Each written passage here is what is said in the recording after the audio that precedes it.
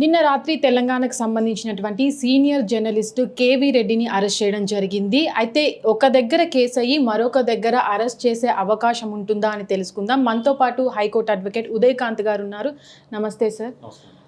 Sir, నిన్న రాత్రి అటు సీనియర్ జర్నలిస్ట్ కేవీ రెడ్డి గారిని అరెస్ట్ చేయడం జరిగింది. అయితే నిన్న ఏదైతే ఆంధ్ర నుంచి వచ్చినటువంటి పోలీసులు కూడా వారెంట్ తీసుకొని వచ్చి తన భార్య ఎంత వేడుకున్నప్పటికి కూడా వాళ్ళు తనని అంటే ఒక లేడీ కానిస్టేబుల్ లేకుండా కూడా తన భర్తని లాక్కెళ్ళడం జరిగింది. అంటే చట్టపరంగా ఇలా సాధ్యం అవుతుందా? లేడీ కానిస్టేబుల్ లేకుండా భర్తను లాక్కెళ్ళడం జరిగింది అంటున్నారు, కానీ లేడీ కానిస్టేబుల్ ఒక మొగాయనను అరెస్ట్ చేయడానికి లేడీ కానిస్టేబుల్ అవసరం లేదు. లేడీస్ని అరెస్ట్ చేయడానికి లేడీ కానిస్టేబుల్ ఉండాలి. అండ్ ఇంకోటి మిడ్ ఆఫ్ ద నైట్ 6 తర్వాత కానీ దాని తర్వాత ఎర్లీ మార్నింగ్ 6 లోపు లేడీస్ని అరెస్ట్ చేయొద్దని చెప్పి చట్టం చెప్తా ఉన్నది. కానీ ఇక్కడ మోర్ పర్టికులర్గా జరిగింది ఏంటంటే, అంటే కేవీ రెడ్డిని అరెస్ట్ చేసేటప్పుడు భార్య అడ్డుపడ్డది. భార్య అడ్డుపడిన ప్రాసెస్లో ఆమె చేయబట్టుకుని లాగడము అండ్ తన నడుము మీద చేయబెట్టడం అంతా కూడా బాగా ఇప్పుడు కాంట్రవర్సీ అవుతా ఉన్నది. దాని మీద అందరూ కూడా వ్యతిరేకిస్తూ ఉన్నారు. అంటే ఒక జర్నలిస్ట్ వైఫ్కి ఇటువంటి పరిస్థితులు ఏర్పడితే మిగతా వాళ్ళ పరిస్థితి ఏందనేది ఇప్పుడు తెలంగాణ జర్నలిస్ట్ అందరూ కూడా దాని మీద పెద్ద ఉద్యమాలు మొదలు పెడతా ఉన్నారు. ఓకే, ఎక్కడి నుంచో ఏపీ నుంచి వచ్చేసి అకారణంగా కారణం లేకుండా అరెస్ట్ చేయడము ఏంటిదన్నది మన తెలంగాణ జర్నలిస్ట్ యొక్క డౌట్ ఇక్కడ. కాకపోతే ఏంటంటే ఈ కేసు ఫ్యాక్ట్స్లోకి వెళ్తే కేవీ రెడ్డి అనే ఒక జర్నలిస్టు ఎర్రీ బుక్కు అనేసి ఒక పదం వాడిండు అనేది ఎఫ్ఐఆర్లో నేను కూడా చదివిన. వాళ్ళు పెట్టిన సెక్షన్స్ అన్నీ కూడా చూసిన. అన్నీ కూడా అంటే బిలో 7 years అఫెన్సెసే ఉన్నాయి. దాని మీద ఇంత రద్దంతం చేసేసి ఆంధ్రప్రదేశ్ నుంచి తెలంగాణ రాష్ట్రానికి వచ్చి ఇక్కడ వాళ్ళు ఆయనను అంత మధ్యరాత్రిలో అరెస్ట్ చేయాల్సిన నెసిటీ అయితే లేదు. ఒకటమ్మా, ఇప్పుడు 7 years below offences supreme court already Arnesh Kumar versus state of బీహార్లో ఒక జడ్జిమెంట్ ఇచ్చింది. Any offence below 7 years notice ఇవ్వచ్చు. 41A ఇప్పుడు 35B BNSS అయింది. ఓకే, దీంట్లో నోటీస్ ఇచ్చేసి ఆయన ఎక్స్ప్లెనేషన్ అడగచ్చు. ఇది నాకు తెలిసి ఎఫ్ఐఆర్ కూడా అయింది ఫిబ్రవరిలో అనుకుంటామా. ఫిబ్రవరిలో అయిన ఎఫ్ఐఆర్కు వాళ్ళు కోర్టు నుంచి అరెస్ట్ వారెంట్ తీసుకొచ్చేసి అరెస్ట్ చేసినని చెప్పి అంటున్నారు. కాకపోతే ఒకటి ఏంటంటే, ప్రజాస్వామ్యంలో జర్నలిజం ఈరోజు ప్రభుత్వాలు నిలబడాలన్నా ప్రభుత్వాలు కూలిపోవాలన్నా కూడా జర్నలిస్టే దానికి బాధ్యత మూల కారణం అవుతారు, మెయిన్ పిల్లర్స్ అవుతారు. It is a 4th estate. అటువంటి సిచ్యువేషన్లో జర్నలిస్ట్కు ఉన్న ప్రామినెన్సు పూర్తిగా కాళ్ళ రాసే విధంగా ఈరోజు వాళ్ళని ఇంత దారుణంగా అరెస్ట్ చేసి తీసుకెళ్ళడము, అది పక్క రాష్ట్ర పోలీసులు వచ్చి తెలంగాణ రాష్ట్రంలో వితౌట్ యూనిఫామ్లో వచ్చినారు. మళ్ళీ దాని తర్వాత వారెంట్ తీసుకొచ్చి వారెంట్ కూడా ప్రాపర్గా చూపించలేదు అండ్ పోలీసుల ఐడెంటిటీ కూడా ప్రాపర్గా డిస్క్లోజ్ చేయలేదని చెప్పేసి ఇప్పుడు జర్నలిస్ట్ అందరూ కూడా మాట్లాడుతూ ఉన్నారు. సో వన్స్ ఎప్పుడైతే వేరే రాష్ట్రం నుంచి కానీ వేరే ప్రాంతం నుంచి కానీ ఒకవేళ పోలీసులు వచ్చి మన ప్రాంతం నుంచి ఒక వ్యక్తిని అరెస్ట్ చేయాలనుకుంటే ఖచ్చితంగా ఒకవేళ కోర్టు వారెంట్ ఉండాలి. దాని తర్వాత లోకల్ పోలీస్ స్టేషన్లో ఇంటిమేట్ చేయాలి. ఇంటిమేట్ చేసిన తర్వాత అవసరమైతే లోకల్ పోలీస్ యొక్క సపోర్ట్ తీసుకొని అరెస్ట్ చేయాలి. లేదంటే సార్, నిన్న ఏదైతే సిచ్యువేషన్ జరిగిందో దాంట్లో చూసినట్లయితే లోకల్ పోలీసులకు కూడా వాళ్ళు ఇన్ఫార్మ్ చేయకుండా రావడం జరిగింది. కానీ ఇలాంటి పరిస్థితుల్లో ఒక జర్నలిస్ట్ అంటే పేరున్న జర్నలిస్ట్ని అరెస్ట్ చేసేటప్పుడు అక్కడ కొంచెం ఏదైనా సిచ్యువేషన్ జరిగే అవకాశం ఉందని కూడా పోలీసులు అంచనా వేయాల్సి ఉంటుంది. కానీ నిన్న వాళ్ళు ఎలాంటి అంచనాలు లేకుండా వచ్చేసి అక్కడ పోలీసులు అరెస్ట్ చేయడం కరెక్టే అంటారా? కరెక్ట్ అంటారంటే కరెక్ట్ కాదే అని చెప్పొచ్చు. ఎందుకంటే ఒకటమ్మా, ఇప్పుడు ఫస్ట్ ఇన్స్టెన్స్లో prima facie of the case అది ఇంపార్టెంట్. నిజంగా నేరంలో యొక్క తీవ్రత ఏంటిది ఒకటి, ఆ నేరం మీద ఉన్న శిక్ష ఏంటిది 2, దాని తర్వాత ఈ నేరస్తుడు ఒకవేళ నేరం చేసినప్పుడు తప్పించుకొని పోతాడా అన్న ఒక ఇంప్రెషన్, ఒక డౌట్ కనుక పోలీసులకు ఉన్నది అని అనుకుంటే అటువంటి సిచ్యువేషన్లో వాళ్ళు ఎనీ ఆఫ్ ద టైం రావచ్చు, అరెస్ట్ చేయొచ్చు. ఈయన పబ్లిక్లో ఉండే వ్యక్తి దినం రాత్రి మన టీవీలో కనబడుతూ ఉన్నాడు, న్యూస్ చదువుతూ ఉన్నాడు అంటే ప్రభుత్వానికి వ్యతిరేకంగా ఎప్పుడే కానీ ఒకటి న్యూస్ కాంట్రవర్షియల్ ఎప్పుడైతుంది, సెన్సేషనల్ ఎప్పుడైతే జర్నలిస్టు ప్రభుత్వం చేస్తున్న తప్పులని వెలుగులోకి తీసుకొచ్చినప్పుడే కదా న్యూస్ కాంట్రవర్సీ అయితే. దాని ప్రజాస్వామ్యంలో నిజంగా ఒక ప్రాపర్ మెసేజ్ ఇస్తున్నారు, ప్రాపర్ జర్నలిజం ఇంకా కూడా బ్రతికే ఉన్నదని చెప్పి ఒక మెసేజ్ వెళ్తుంది. ప్రభుత్వానికి అనుకూలంగా పనిచేసే జర్నలిస్టులు చాలామంది ఉంటారు. అంటే ఎవరి ఛానల్ వాళ్ళు పెట్టుకున్నారు, ఎవరి ఛానల్ వాళ్ళు భజన చేసుకునే జర్నలిస్టులు చాలామంది ఉంటారు. కానీ ఒకటి ఏంటంటే వాస్తవంగా ప్రజల్లోకి తీసుకెళ్లాల్సిన అవసరము ఉంటుంది. అండ్ ది సేమ్ టైం దాంట్లో ప్రామినెంట్ రోల్ అయితే జర్నలిస్ట్ అదే ఉంటుంది కదమ్మా. సో దాంట్లో వాళ్ళు చేసిన తప్పులో ఒక సివియారిటీ ఎంత, ఇప్పుడు ఎఫ్ఐఆర్లో కూడా ఎర్రి బుక్కు అన్న పదం అయితే నేను చదవలేదు, నాకు తెలియదు. దాన్ని ఇంకో రకంగా వక్రీకరించుకొని దాన్ని తప్పుపట్టేసి అబ్యూసివ్ లాంగ్వేజెస్ వాడినారని చెప్పేసి ఐటీ యాక్ట్ ప్రకారంగా మళ్ళీ బిఎన్ఎస్ ప్రకారంగా సెక్షన్స్ పెట్టడం జరిగింది. నేను చదివిన సెక్షన్స్ అన్నీ కూడా నాకు తెలిసి అవన్నీ కూడా బిలో 7 years అఫెన్సెస్. దానికి ఎంత సీరియస్గా నైట్ తీసుకెళ్లాల్సిన నెసెసిటీ లేదు. దీనివల్ల ఏమవుతుందంటే ప్రజాస్వామ్యం మీద నమ్మకం పోతుంది. రెండోది ఏంటంటే వేరే రాష్ట్రం నుంచి తెలంగాణ రాష్ట్రంకు వచ్చి ఇదివరకు అరెస్ట్ చేస్తూ ఉన్నారు, మళ్ళీ దాంతో ఇదివరకు కూడా జరిగింది అని కొట్టిండ్రు, మళ్ళీ దాని తర్వాత మళ్ళీ తీసుకెళ్తా ఉన్నారు. అండ్ అన్నిటికంటే ముఖ్యంగా ఏపీ పోలీసుల మీద ఇప్పుడు ఒక తీవ్రమైన ఆరోపణ ఉన్నది. ఏది ఇక్కడ తీసుకెళ్ళి కొట్టడము, 3rd degree వాడుతున్నారు జర్నలిస్టుల మీద అనేది. అది పక్కన పెడితే మొన్న రీసెంట్గా ఒక సిఐ లాకప్ డెత్ చేసేసి ఒక మనిషిని చంపేసిండ్రు. రేపు ఏదన్నా 3rd degree లాంటిదో లేకపోతే ఇంకెటువంటి ఏదైనా ప్రయోగిస్తే ఈ వ్యక్తి కూడా చనిపోతాడు. మన రాష్ట్రం నుంచి ఒక జర్నలిస్ట్ను కోల్పోయిన పరిస్థితి ఏర్పడుతుంది కదా. అంత నేరం ఏం చేసిండమ్మా? ఇప్పుడు జర్నలిస్టు ప్రజల్లోకి ప్రాపర్ మెసేజే తీసుకెళ్తున్నారు. తప్పుడు మాటలు మాట్లాడితే సివిల్ రెమెడీస్ ఉన్నాయి, క్రిమినల్ రెమెడీస్ ఉన్నాయి. దానికి అనుగుణంగా డిఫమేషన్ సూట్ ఫైల్ చేయొచ్చు. అవసరమైతే నిజంగానే ఆ కంటెంట్ అబ్యూజివ్ కంటెంట్ అయితే దాన్ని డిలీట్ చేయమని చెప్పి కోర్టు నుంచి డైరెక్షన్స్ తీసుకోవచ్చు. ఇదివరకు కూడా కొన్ని అట్లాంటి సందర్భాలు మన తెలంగాణ రాష్ట్రంలో జర్నలిస్టులు కానీ లేకపోతే యూట్యూబ్ ఛానల్స్ల మీద ఎవరైతే మాట్లాడుతున్నారో వాళ్ళన్నింటినీ కూడా కోర్ట్స్ ఈ లాస్ట్ మనం ఒక మినిస్టర్కి సంబంధించిన ఇష్యూలో కూడా కోర్టు డైరెక్షన్స్ ఇచ్చింది. ఇవి కొన్ని డిఫమేటరీ స్టేట్మెంట్స్ దాన్ని డిలీట్ చేయండి అని చెప్పి. అటువంటి ఇన్స్ట్రక్షన్ తీసుకుంటే ఏమవుతుందంటే నాయకుల మీద, ప్రభుత్వాల మీద, ప్రజాస్వామ్యం మీద పబ్లిక్ నమ్మకం ఉంటుంది. అండ్ జర్నలిస్టులు ఒక మెయిన్ ప్రామినెంట్ రోల్ ఇవాళ ఎగ్జిస్టెన్స్ ఉంది మార్కెట్లో. ఒక ట్రూత్ ప్రివైల్ అవుతుంది. దాని తర్వాత నిజంగానే ప్రజల్లో సరైన నిజమైన వార్త తీసుకెళ్తున్నారంటే అది ఎంత చిన్న ఛానల్ అయినా కావచ్చు, సోషల్ మీడియా కావచ్చు, లేదంటే మెయిన్ స్ట్రీమ్ ఛానల్స్ ఏవైనా కావచ్చు. అన్బయాస్డ్గా ఉండాలి. అండ్ దాని తర్వాత నిజం మాట్లాడాలి, నిజం నిక్కచ్చిగా మాట్లాడాలి. అండ్ ఒకవేళ ఏదన్నా అబ్యూసివ్ లాంగ్వేజెస్ ఏదైనా మాట్లాడి తప్పు డొల్లితే కనుక వెనక్కి తీసుకోండి.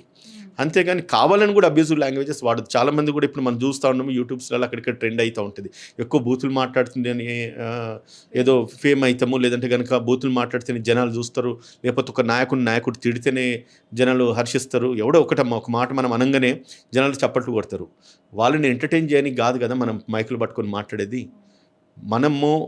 మనకున్న లిమిటెడ్ టైం ఏదైతే ఎనీ నాయకుడికైనా కూడా మన పబ్లిక్ మన మాటలు వింటున్నారు. ఒక లిమిటెడ్ టైం అనుకున్నదంటే ఎంత క్వాలిటీగా ప్రొడక్టివ్గా మన మెసేజ్ ఇవ్వాలి, దాని మీద దృష్టి పెట్టాలి. కానీ జనాలు చప్పట్లు కొడుతున్నారు, నవ్వుతున్నారు, కేకలేస్తున్నారు అని చెప్పి ఇంకొక ప్రతిపక్ష నాయకుడిని తిట్టడము, లేకపోతే నాయకులను తిట్టడము, అధికార పక్ష నాయకులను తిట్టడము, లేకపోతే కనుక అధికారులను తిట్టడము, అండ్ ఏవో వ్యూవర్షిప్స్ ఎక్కువ వస్తున్నాయని చెప్పి ఏదో తమ్నెయిల్ పెట్టచ్చు కదా అని చెప్పేసి అనవసరమైన తమ్నెయిల్స్ పెట్టడం కూడా ఇది మీడియా ఛానల్స్ కూడా ఒక రాంగ్ మెసేజ్ పబ్లిక్లోకి వెళ్తుంది కదమ్మా.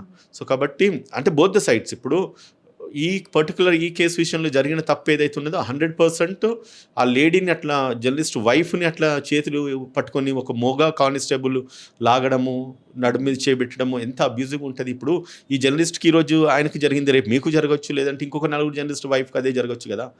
అండ్ అటువంటి సిచ్యువేషన్ ఏర్పడుతుంది. ముందే ఇంటర్ప్రిట్ చేసినప్పుడు లేడీ కానిస్టేబుల్స్ని తీసుకురావాలి, వాళ్ళని తప్పించాలి, అరెస్ట్ చేసే due process of law follow కావాలి, అరెస్ట్ చేసుకొని తీసుకెళ్ళాలి. నిజంగానే అది అరెస్ట్ చేయాల్సిన ఆఫెన్స్ అయితే, లేకపోతే ఇటువంటి చేయడం వల్ల ప్రజాస్వామ్యం మీద నమ్మకం పోతుంది. అన్ని ఇంకోటి ఏంటంటే తెలంగాణ రాష్ట్రానికి వచ్చేసి ఆంధ్ర వాళ్ళందరూ వచ్చేసి ఇదివరకు లాగా అంటే అరెస్ట్ చేసుకొని పోవడం మన తెలంగాణలో ఎప్పుడు అట్లా జరగలేదు. మళ్ళీ చూడు ఇప్పుడు ఇక్కడ నుంచి పోయేసి ఆంధ్ర జర్నలిస్ట్ని ఎప్పుడు తీసుకొచ్చి అరెస్ట్ చేయలేదు. అంటే సరే అంటే అక్కడ వాళ్ళు మంచి వాళ్ళు కావచ్చు, నాకు తెలియదు కానీ. సో అంటే ఈ తెలంగాణ గవర్నమెంట్ మీద కామెంట్ చేయకపోవచ్చు. బట్ ఇటువంటిది మాత్రం జరిగితే మాత్రం ప్రజలు హర్షించరు. అండ్ నేను కూడా తీవ్రంగా ఆంధ్ర పోలీస్ యొక్క వైఖరిని అయితే తీవ్రంగా ఖండిస్తూ ఉన్నానమ్మా. అంటే ఇప్పటి వరకు అక్కడ కేసు నమోదవ్వడం జరిగింది, ఏపీలో కేసు నమోదవ్వడం జరిగింది, ఇక్కడ వెళ్ళి జర్నలిస్ట్ని తీసుకువెళ్ళడం జరిగింది. అంటే దీని తర్వాత ఎలాంటి పరిణామాలు ఉంటాయి, ఎలాంటి చట్టరీత్యా వీళ్ళపైన చర్యలు తీసుకునే అవకాశం ఉంటుంది? చట్టరీత్యా చర్యలు తీసుకోవాలంటే ఇప్పుడు ఈ పోలీస్ ఆయన మీద కూడా కేసు పెట్టచ్చు, outraging of modesty of a woman అని చెప్పేసి. ఈ పోలీస్ అధికారి మీద కూడా జర్నలిస్ట్ కావాలనుకుంటే ఎవరైతే ఆమె కూడా కేసు పెట్టచ్చు, ఆమె భర్త కూడా కేసు పెట్టచ్చు. ఇప్పుడు నీ లిమిట్ పరిధి ఎక్కడ దాకా ఉండాలమ్మా, నువ్వు ఆ వ్యక్తిని అరెస్ట్ చేసేంత మట్టుకు ఉండాలి. ఒకవేళ ఆమె అడ్డుపడుతుందంటే ఆమె చేయి పట్టుకునే అధికారం ఎవడిచ్చింది నీకు? ఆ స్థానంలో రేపు మన పిల్లలు మన భార్యలు ఉండొచ్చు, లేకపోతే మన ఇంట్లో ఆడవాళ్ళే ఉండొచ్చు, లేదంటే కనుక మీరే ఉండొచ్చు, ఇంకెవరైనా ఉండొచ్చు కదా. అటువంటప్పుడు నీ భార్య యొక్క పరువుని 10 మందిలో ఒక మగవాడు వచ్చేసి చేయి పట్టుకొని లాగినప్పుడు అది నేరం అవుతుంది కదా. దాని మీద ఏపీ పోలీస్ మీద కూడా 100% కేసు పెట్టచ్చు. తెలంగాణలో కేసు పెట్టచ్చు. అవసరమైతే కోర్టు నుంచి ప్రైవేట్ కంప్లైంట్ రెఫర్ చేయించవచ్చు, హైకోర్టులో మనం రిట్ వేసుకోవచ్చు, లేదంటే కనుక ఉమెన్ రైట్స్ కమిషన్ అప్రోచ్ కావచ్చు. ఈ మధ్యకాలంలో మనం ఎక్కువగా చూస్తున్నాం సార్ జర్నలిస్టుల అరెస్టులు. అంటే వాళ్ళపైన ఏదైనా నాయకులపైన అంటే తెలంగాణలో ఈ వైఖరి లేదు. ఎవరిని విమర్శించినా సరే వాళ్ళు తీసుకుంటున్నారు. దానికి కౌంటర్‌గా ఇస్తున్నారు. కానీ ఏపీ ప్రభుత్వంలో ముఖ్యంగా పవన్ కళ్యాణ్‌ని విమర్శించిన వాళ్ళు ఎవరైతే ఉంటారో అది యూట్యూబర్స్ కానివ్వండి, జర్నలిస్టులు కానివ్వండి ఎవరైనా విమర్శించినట్లయితే వాళ్ళకు పోలీసులు నోటీసులు జారీ చేసి విచారణ పేరుతోటి హింసించడం జరుగుతుంది. ఇది కరెక్టే అంటారా? సింపుల్ ఒకటి చెప్తాము, నేను నమ్మే సిద్ధాంతం ఒకటి, అధికారం ఎవరికి శాశ్వతం కాదు. ఇది ఒకటి అందే, నేను కొత్తగా చెప్పేదేం కాదు, అందరూ మాట్లాడేది ఇది. ఈరోజు మీ ప్రభుత్వం, రేపు ఇంకొన్ని ప్రభుత్వం వస్తుంది, ఇదే వరవడే మనకి కొనసాగుతూ ఉంటుంది, ఇదే రిపీట్ అయితే ఇదే సైకిల్ కొనసాగుతుంది.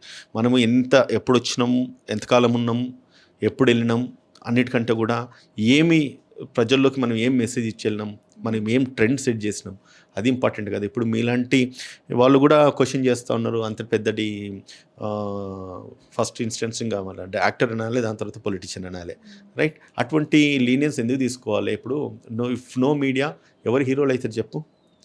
ఇఫ్ నో జర్నలిజం నిజంగానే ఎవరు నాయకులు అవుతున్నారు చెప్పమ్మా?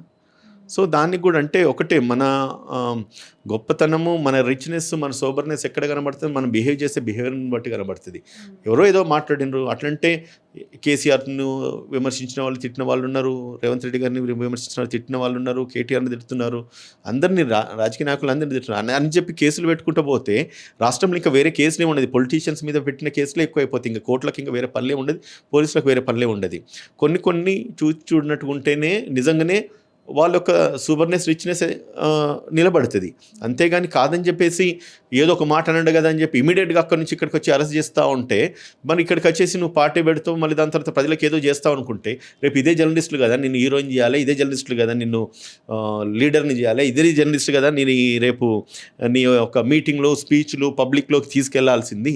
అటువంటిది నువ్వు అక్కడ ఇక్కడేదో జరిగిందని చెప్పి అక్కడ కేసులు పెట్టి ఇక్కడ నుంచి అరెస్ట్ చేసి తీసుకెళ్ళిపోవడము, అది ప్రజాస్వామ్యానికి వ్యతిరేకము. లీడర్లు ఎవరైనా పర్లేదు, నాయకుడు ఎవరైనా పర్లేదు, ఎంత గొప్ప యాక్టర్ కావచ్చు, ఎంత పెద్ద లీడర్ అన్న కావచ్చు, ఎంత పెద్ద మినిస్టర్ అన్న కావచ్చు, but you should not law violate చేసిపోవద్దు ఒకటి. అండ్ అధికారం మన చేతిలో ఉన్నది కదని చట్టాన్ని అధిగమించేసి వివక్ష రహితంగా రాజకీయాలు చేస్తే మాత్రము తెలంగాణ సమాజం కూడా ఊరుకోదు. అండ్ మోర్ పర్టికులర్లీ జర్నలిస్టులు ఇటువంటి దుర్ఘటన ఏదైతే జరిగిందో, ఈరోజు ఒక జర్నలిస్టు భార్యను చెయ్యి పట్టుకొని నడుం మీద చేయబెట్టి లాగి చేసి ఒక మగ కానిస్టేబుల్ అట్లా చేయడం మాత్రము అది జర్నలిస్ట్ భార్యకు జరిగిన అవమానం కాదు, ఒక తెలంగాణ ఆడబిడ్డకు జరిగిన అవమానం అని మాత్రం నేను ముక్త కంఠంతో మాత్రం ఖచ్చితంగా ఖండిస్తున్నాను ఈ విషయం. అంటే ఇలాంటి విషయాల్లో జర్నలిస్ట్ని అరెస్ట్ చేస్తున్నారు, కానీ రీసెంట్గా ఒక లేడీ జర్నలిస్ట్ని ఫొటోస్ మార్ఫింగ్ చేసి కొంతమంది పార్టీకి సంబంధించిన వాళ్ళు చేయడం జరిగింది.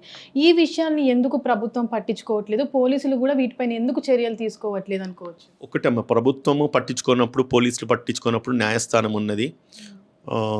ఖచ్చితంగా మీరు న్యాయస్థానాన్ని ఆశ్రయించవచ్చు. అండ్ దాని తర్వాత ఎక్కడైతే మీకు అవమానం జరిగిందో అక్కడే మీరు న్యాయం గురించి కొట్లాడచ్చు. ఇప్పుడు ఇట్స్ నాట్ దట్ పోలీసులు పట్టించుకోకపోతే న్యాయస్థానాలు ఉన్నాయి కదా, మీరు కోర్టును ఆశ్రయించండి, ప్రైవేట్ కంప్లైంట్ ఇవ్వండి, పోలీస్ స్టేషన్లో కంప్లైంట్ ఇవ్వండి. వాళ్ళు కేసు రిజిస్టర్ చేయకపోతే ఉన్నతాధికారికి కంప్లైంట్ చేయండి. లేదు వాళ్ళు కూడా పట్టించుకోకపోతే 100% న్యాయస్థానాలు ఉన్నాయి. అదైతే దాని మీద అయితే పూర్తి నమ్మకం అయితే ఇప్పటిదాకా ఉన్నది. ప్రభుత్వాల మీద, పోలీసుల మీద, లేదంటే కనుక ప్రభుత్వ ఉద్యోగుల మీద, లేదంటే కనుక ఉన్నతాధికారుల మీద నమ్మకాలు కోల్పోయిన కానీ న్యాయస్థానం అయితే వాటి మీద అయితే నమ్మకం ఉంది. అడ్వకేట్స్ కన్సల్ట్ చేయండి. మీకు ఏమైనా ఇబ్బందులు అయినాయి అంటే కనుక కోర్టుకు వెళ్ళండి. మీకు కావాల్సిన లీగల్ రెమెడీ ఏదైతే ఉన్నదో అక్కడ ప్రభుత్వాలు, పోలీసులు పనిచేయకపోయినా న్యాయస్థానం అయితే సిన్సియర్గా అయితే పనిచేస్తున్నది. ఆ ఎగ్జిస్టెన్స్, ఆ ప్రివైలింగ్ అయితే ఇప్పటిదాకా అయితే ఉందని నా అంటే ఈ ఇష్యూ తర్వాత ఏదైతే నిన్న రాత్రి జరిగినటువంటి ఇష్యూ తర్వాత చాలా మంది అంటే ఏపీ ప్రభుత్వం ఆధిపత్యం అనేది ఇంకా తెలంగాణ పైన కొనసాగుతుంది, అందుకని ఏపీ పోలీసులు ఇక్కడ వచ్చి విచ్చలవిడిగా అరెస్టులు అనేది చేపడుతున్నారని కూడా విమర్శలు వస్తున్నాయి. దాని మీద మీరేమన్నారు? విమర్శలు వచ్చినప్పుడు విమర్శలను తిప్పికొట్టాల్సిన అవసరం కూడా ఏపీ ప్రభుత్వం, తెలంగాణ ప్రభుత్వం మీద ఉంటుంది. ఎందుకంటే ఒకటమ్మా, ఎన్ని చెప్పినా కూడా ఏం చేసినా కూడా మనీళ్ళు మనీళ్ళే, పక్కోడిల్లే. మన రాష్ట్రం, పక్కడు రాష్ట్రమే. ఎవరో వచ్చేసి ఇక్కడ మనం అధికారం చెలాయించి రుబాబు చెలాయించుతుంటే ఒక ఇంటి పెద్దగా కావచ్చు, లేదంటే ఒక కుటుంబ పెద్దగా కావచ్చు, ఇక్కడ ఉన్నతాధికారులే కానీ లేకపోతే ప్రభుత్వాలే కానీ వాటి మీద ఖచ్చితంగా చర్య తీసుకోవాలి. ఇప్పుడు మన ఇంట్లో మన పిల్లోడు తప్పు చేస్తే మనం ఏం చేస్తామా? తిడతాము, సరి చేసుకుంటాము అని చెప్పేసి పక్కింటోడి వచ్చేసి నా పిల్లోడిని కొడుతున్నాడు, లేకపోతే పక్కింటోడి భార్యనో పక్కింటోడి మూడు వచ్చేసి నా పిల్లోడిని కొడుతున్నాడు, లేకపోతే ఇంకోటి చేస్తున్నాడు, ఏదో అలర్ట్ చేసిండని చెప్పేసి మనము వాళ్ళకి లీనియన్స్ ఇవ్వలేం కదా. మన పిల్లల్ని మనం సరి చేసుకుంటాం. అదేవిధంగా మన రాష్ట్రంలో మన వాళ్ళు ఎవరైనా తప్పు చేస్తే ఫస్ట్ మన బాధ్యతగా వాళ్ళని ప్రొటెక్ట్ చేసుకోవాలి, సరి చేసుకోవాలి. ఎందుకంటే ఎప్పటికైనా మన రాష్ట్రం మనది, మన ప్రజలు మన వాళ్ళు, మన జర్నలిస్టులు మన వాళ్ళు, మన పిల్లలు అవుతారు. కానీ పక్కోడి పిల్లలు మన పిల్లలు ఎట్లయితారమ్మా? వాళ్ళ గురించి అని చెప్పి వాళ్ళ మీద ఏదో అవమానం జరిగిందని చెప్పేసి మనం వాళ్ళకి లీనియన్స్ ఇచ్చేసి మన ఇంట్లోకి వెళ్ళి ఎత్తుకెళ్ళిపోతే మన ఇంట్లో ఒక ఆడపిల్లని అవమానం చేసినట్టే, మన రాష్ట్రంలో ఒక ఆడపిల్లని అవమానం చేసినట్టే, మన రాష్ట్ర ఒక జర్నలిస్ట్ను అవమానం చేసినట్టే కదా. తప్పులు అందరికీ జరుగుతూ ఉంటాయి. నిజంగా తప్పు జరిగిందా లేదంటే కనుక ఎఫ్ఐఆర్లో కంటెంట్ చూస్తే మాత్రం అందులో మాత్రం ఎటువంటి తప్పు నాకు కనిపించలేదు. మనకు వాళ్ళకి ఎట్లా అనిపించిందో తెలియదు. అండ్ కోర్ట్స్ కూడా వారెంట్ ఇష్యూ చేసేటప్పుడు నిజంగానే ప్రాపర్ ఫ్యాక్ట్స్ ఉన్నాయా లేవా, ఫ్యాక్ట్స్ ఏంటిది, రిలవెంట్ సెక్షన్లు ఏం పెట్టిండ్రు, దాని మీద కాగ్నబుల్లా నాన్ కాగ్నబుల్లా, court can give an arrest warrant or not, bailable warrant or not, అది కూడా ఇంపార్టెంటే కదా. అది కంటెంట్ కూడా చదవకుండా ఇష్టం వచ్చినట్టుగా ఒకవేళ కోర్టు ఇటువంటి ఆర్డర్స్ పాస్ చేస్తే కూడా న్యాయస్థానాల మీద కూడా కొన్నిసార్లు నమ్మకాలు పోయే పరిస్థితి ఏర్పడుతుంది. అంటే నాకున్న అవగాహన నేను చెప్తా ఉన్నాను, నేను చదివిన ఎఫ్ఐఆర్లో ఉన్న కంటెంట్ను బట్టి వాళ్ళు పెట్టిన సెక్షన్ బట్టి చెప్తా ఉన్నా. ఒకవేళ వారెంట్ అనేది కోర్టు ఇష్యూ చేసినట్లయితే పోలీసులు అంటే ధైర్యంగా యూనిఫామ్లో వచ్చి ఒక వ్యక్తిని అరెస్ట్ చేసే వాళ్ళకి ఛాన్స్ ఉంటుంది. కానీ నిన్న జరిగిన సంఘటనలో వాళ్ళంతా సివిల్ డ్రెస్లో వచ్చారు, వారెంట్ కూడా సరిగ్గా చూపించలేదు. ఇది కరెక్టే అంటారా? ఇప్పుడు వాళ్ళు పోలీసుల కాదా అనేది ఫస్ట్ నిర్ధారించుకోవాల్సిన అవసరం మనకు ఉంటుందమ్మా. అటువంటిప్పుడు ఎవరన్నా మేము పోలీసులం అని చెప్పేసి యూనిఫామ్ లేకుండా వచ్చినప్పుడు ఇమీడియట్గా మనం డైల్ 100కి ఫోన్ చేయొచ్చు, లోకల్ పోలీస్ను మనం పిలుచుకొని వాళ్ళ యొక్క వెరిఫికేషన్స్ చేసి వాళ్ళ నుంచి ఒక అథెంటిక్ ప్రూఫ్ మనకు వచ్చిందనుకో వాళ్ళు నమ్మొచ్చు. ఎవడో వచ్చేసి మా ఇంట్లో చొరబడి నేను పోలీసులు అంటే రేపు దొంగలు కూడా రావచ్చు, దొంగ ఐడెంటి కార్డులు పట్టుకొని రావచ్చు, పోలీసులను ఒక మనిషిని ఎత్తుకెళ్ళిపోవచ్చు, చంపేయచ్చు, ఏదన్నా చేయొచ్చు. అటువంటప్పుడు మనం కూడా ఏం చేయొచ్చు, మన రైట్ ఆఫ్ ప్రైవేట్ డిఫెన్స్ కింద ఎవరైనా వచ్చి వాళ్ళ ఐడెంటిటీ డిస్క్లోజ్ చేయలేదా, లేదంటే కనుక వాళ్ళ నిజంగానే వాళ్ళ పోలీసులా కాదని డౌట్ ఉన్నప్పుడు తిరిగి దాడి చేస్తే పరిస్థితి ఏంటిది? ఇప్పుడు వచ్చే పోలీసులు ఎంతమంది ఉంటారు? 4 ఉంటారమ్మా. మన ఇంట్లో మన కుటుంబం ఒక 20 మంది 30 మంది ఉన్నారు అనుకోండి, వారు తిరిగి దాడి చేసినారు అనుకోండి, అప్పుడు ఏం చేస్తాము? చట్టం వాళ్ళని ప్రొటెక్ట్ చేస్తుంది. నీ ప్రాపర్ ఐడెంటిటీ డిస్క్లోజ్ చేయలేదు, నువ్వు దాడి చేస్తున్నావు, లేకపోతే ఒక మహిళ చేపట్టుకొని లాగుతున్నావు, లేకపోతే ఒక వ్యక్తిని ఇల్లీగల్గా అరెస్ట్ చేస్తున్నావు, నువ్వు కోర్టు వారెంట్ చూపించలేదు, నీ ఐడెంటిటీ చూపించలేదు అన్నప్పుడు వాళ్ళు ఎవరు ఏంటో తెలుసుకోవడానికి, మనల్ని మన ప్రాణాలను మనం కాపాడుకోవడానికి మనల్ని ఎదుటి మీద దాడి చేసిన కూడా తప్పు కదా న్యాయస్థానం చెప్తున్నాయి, కోర్టులు చెప్తున్నాయి, సెక్షన్లు చెప్తున్నాయి. అటువంటిప్పుడు తిరిగి దాడి చేస్తే పరిస్థితి ఏంటిది? సో అటువంటిప్పుడు పోలీసులు కూడా ఇటువంటి చేస్తున్న యాక్టివిటీస్ని పూర్తిగా అధిగమించాలి, అంటే తగ్గించుకోవాలి. దాని తర్వాత సేమ్ టైం ఒకవేళ వేరే స్టేట్ నుంచి వస్తే కనుక లోకల్ పోలీస్ సపోర్ట్ తీసుకొని లేకపోతే యూనిఫామ్తో వచ్చినా కూడా వాళ్ళకి అంత ఇష్యూ ఉండదు కదా. ఇప్పుడు ఎవడొచ్చి నా భర్తని ఎత్తుకెళ్ళిపోతున్నాడే భయం ఎక్కువ ఉంటుంది. కొందరు జర్నలిస్టుల వైఫ్లు అందరూ పూర్తిగా చదువుకోవాలనేది లేదు, పూర్తిగా నాలెడ్జ్ ఉండాలని లేదు. కొన్నిసార్లు మేబీ పొరపాటు జరగవచ్చు. ఎవడో వచ్చేసి ఎత్తుకెళ్ళిపోతున్నారు. ఇదివరకు కూడా ఎంతోమంది జర్నలిస్టులు తీసుకెళ్ళిపోయినారు ఇల్లీగల్గా. ఎంతెందుకు ఆ తొలి వెలుగు రఘును కూడా లాస్ట్ గవర్నమెంట్లో రోడ్డు మీద ఏదో పనులు కొంటా అంటే ఎత్తుకెళ్ళిపోయినారు. వాళ్ళు పోలీసులా తెలియదు, దొంగలా తెలియదు, ఏమో తెలియదు. అటువంటి సిచ్యువేషన్స్ వచ్చినప్పుడు ఏం చేస్తాము కదా. ఇప్పుడు చంపేసి శవాలు కూడా దొరకకుండా పోలీసులు చేస్తూ ఉన్నారు. ఇవాళ ఎన్ని హేబియస్ కార్పస్లు వేసుకుంటే ఏంది, ఎన్ని న్యాయస్థానాలు తలుపు తడితేంది, ఎంత ధర్నాలు రాద్ధాంతాలు చేస్తేంది. ఇప్పుడు నేరం జరిగిన తర్వాత తప్పు పోయిన ప్రాణం అయితే తిరిగి తీసుకురాలేం కదా. దానికంటే ముందు వీళ్ళకి ఆలోచన ఎట్లుంటాయి, పోయేటోని ముందే మనం కాపాడుకుంటే వీళ్ళు చంపేస్తారా లేకపోతే ఇంకేం కొడతారా తిడతారని ప్రతి భార్యకు అదే ఉంటుంది, ప్రతి తల్లికి అదే ఆవేదన ఉంటుంది అని చెప్పి భార్యనో లేకపోతే తల్లి వచ్చిందని చెప్పి ఆమె చేయబట్టుకొని నడు మీద చేయబెట్టేసి ఆమె లేడీ ఇంకా నైటీలో ఉన్నది. అంత అసభ్యకరంగా పోలీసులు తెలంగాణ రాష్ట్ర ఆడబిడ్డ మీద ప్రవర్తించడం మాత్రము ఐఎమ్ స్ట్రాంగ్లీ కండనింగ్ అమ్మా. సార్, అంటే ఇలాంటి కేసులలో వాళ్ళు ఏమైనా ముందుగా నోటీసులు అనేవి ఇవ్వడం జరుగుతుందా, లేదంటే ఇలా వచ్చి అరెస్ట్ చేసే హక్కు వాళ్ళకు ఉంటుందా? ఇప్పుడు చెప్తున్నా కదా, 7 years బిలో ఆఫెన్సెస్ ఏమున్నా కూడా వాళ్ళు ఖచ్చితంగా నోటీస్ ఇవ్వాలి. నోటీస్ ఇచ్చేసి ఇట్లా మీ మీద ఆరోపణ వచ్చింది, మీ సంజాయిషి ఏంది, లేకపోతే మీ ఎక్స్ప్లెనేషన్ ఏంది, పలానా టైం పలానా డేట్ అండ్ పలానా పోలీస్ స్టేషన్ ముందు మీరు హాజరుపరిచేసి చెప్పండి, మీ మీద so and so FIR register అయింది పలానా డేట్లో పలానా ఆఫెన్స్లో అన్నీ 41A CRPC లేకపోతే 35 BNSSలో కింద నోటీస్ ఇవ్వచ్చు. ఇచ్చిన తర్వాత వీళ్ళు ఎక్స్ప్లెనేషన్ వీళ్ళు ఇచ్చుకుంటారు. ఒకవేళ నిజంగానే అది గ్రేవ్ ఆఫెన్స్ అయితే అవసరమైతే బెయిల్ తీసుకుంటారు, లేదంటే కనుక వీళ్ళకు నిజంగానే ఆ గ్రేవ్ ఆఫెన్స్ అని తప్పించుకునే ఆస్కారం ఉన్నది. ఈయన బయట ఉండడం వల్ల కూడా నేరం ఇంకా కూడా పునరుద్ధారం అవుతుంది, లేదంటే కనుక ఈయన బయట ఉండడం వల్ల ఆ నేరాన్ని మళ్ళీ చేస్తాడు అనే ఆలోచన ఉన్నప్పుడు రీజన్స్ రికార్డ్ చేసేసి అరెస్ట్ చేసి మ్యాజిస్ట్రేట్ ముందు ప్రొడ్యూస్ చేయొచ్చు. ప్రొడ్యూస్ చేసినప్పుడు మ్యాజిస్ట్రేట్ నిజంగానే రిమైండ్ చేయడము లేకపోతే అరెస్ట్ చేయడం ఇంపార్టెంట్ అనుకుంటే జ్యుడిషియల్ కస్టడీ తీసుకుంటారు. అది అవసరమా లేదన్నది కోర్టు న్యాయస్థానాలు తీర్పు తీర్చాలి. అంతేగాని ఈ విధంగా అయితే వచ్చి వాళ్ళకి నచ్చినట్టుగా అరెస్ట్ చేసేసి తీసుకుపోయేసి జైలు పెట్టడం మాత్రము, లేకపోతే అరెస్ట్ చేసుకుని తీసుకెళ్ళడం, ప్రైవేట్ వెహికల్ తీసుకెళ్ళడం, తెలంగాణ రాష్ట్ర వెహికల్ తీసుకెళ్ళడము, యూనిఫామ్ లేని పోలీసులు రావడము, పోలీసులు అని చెప్పి వచ్చినారు. మరి ఇంత మటుకు అవునో కాదో తెలియదు. ప్రతి డాక్యుమెంట్ ట్యాంపర్ చేస్తూ ఉన్నారు. అటువంటి నిజంగా నా వారెంట్ అవునో కాదో తెలియదు. ఇవాళ నిజంగా ఆయన అల్లరి చేసినాడు, ఆమె బాగా అల్లరి చేసింది కాబట్టి ఈరోజు మీడియా అంతా కూడా అలర్ట్ అయినరు. వాళ్ళు వెరిఫై చేసుకుంటారు నిజంగానే ఆయనే వాళ్ళు వచ్చిన వాళ్ళు పోలీసులా కాదా, తీసుకెళ్ళిన వాళ్ళు పోలీసులా కాదా అనేది. ఇప్పుడు అంత గొడవ అయింది కాబట్టి వాళ్ళు సరూనగర్ పోలీస్ స్టేషన్ తీసుకెళ్ళి అక్కడ ఇంటిమేట్ చేసిండు. అది కనుక చేయకపోయి ఉంటే వాళ్ళు తీసుకుపోయి ఇంటిమేట్ చేద్దురా లేదా? అంటే వచ్చే ముందే ఆ దగ్గరలో సరౌండింగ్లో ఉన్న పోలీస్ స్టేషన్కి వెళ్ళి చెప్పాల్సి ఉంటుందని కూడా చాలా మంది అంటున్నారు. కానీ వీళ్ళు చెప్పకుండా వెళ్ళి ఇమీడియట్గా వాళ్ళని తీసుకెళ్ళి మళ్ళీ వెళ్ళేటప్పుడు అట్లా పోలీసులకి చెప్పడం అనేది కరెక్టే అంటారు. వాళ్ళు ఇన్ఫామ్ చేయాలి, కన్సర్న్ పోలీస్ స్టేషన్లో ఇన్ఫామ్ చేయాలి. అరెస్ట్ చేసిన తర్వాత ఖచ్చితంగా మేము పలానా వ్యక్తిని అరెస్ట్ చేసినాము, అరెస్ట్ చేసేసి మేము తీసుకెళ్తున్నాం, మాకున్న వారెంట్ ఇదని చెప్పేసి కన్సర్న్ పోలీస్ స్టేషన్లో వాళ్ళు ఇన్ఫామ్ చేయాలి. నాకు తెలిసి నిజంగా నేను జరిగిన ప్రాసెస్లో అది చేసే ఉండుంటారు అరెస్ట్ చేసిన తర్వాత. ఎందుకంటే వచ్చిన తర్వాత వాళ్ళకు ఇన్ఫర్మేషన్ లీక్ అయితే కనుక, ఇప్పుడు సరూనగర్ పోలీస్ స్టేషన్లోనే అరెస్ట్ చేస్తున్నాం, ఆ లిమిట్స్లో అరెస్ట్ చేస్తున్నాం.